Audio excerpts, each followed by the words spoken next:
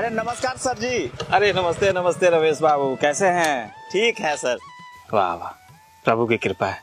मतलब काम काज खेती बाड़ी सब बढ़िया चल रहा है।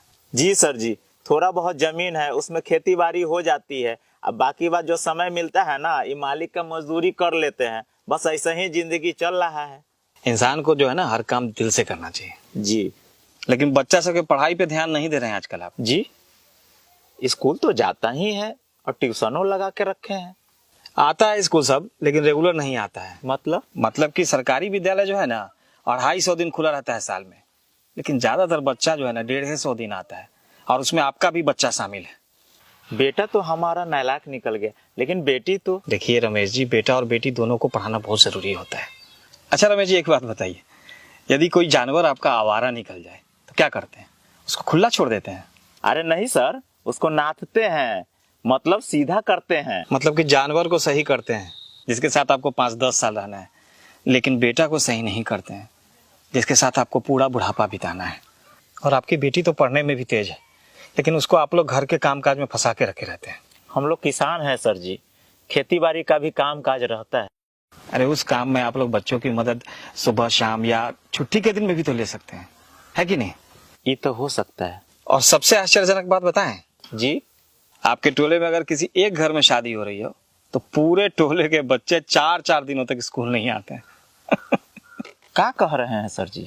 लीजिए, आपको यह भी नहीं पता है कि आपके बच्चे कब स्कूल जाते हैं और कब नहीं जाते हैं। अच्छा ये बताइए, गेहूं के बीज को सिर्फ खेत में गाड़ दिया जाए तो फसल तो बहुत बम्पर होगी।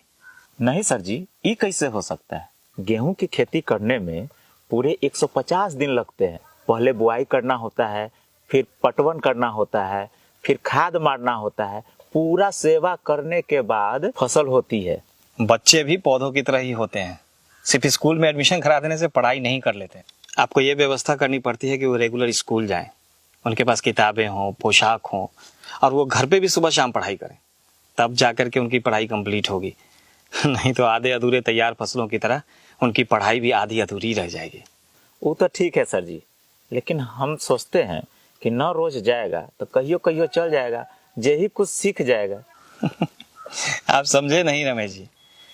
अच्छा ये बताइए, यदि किसी बच्चे को पहले 1 से 20 तक का गिनती सिखाया जाए और फिर सीधा 80 से 90 का गिनती सिखाया जाए, या पहले 2-3 का पहाड़ा सिखा दिया जाए और फिर सीधा 17-18 का पहाड़ा सिखाया जाए, तब तो बच्चा गणित में पंडित हो जाएगा, है ना? ये कैसे होगा सर जी?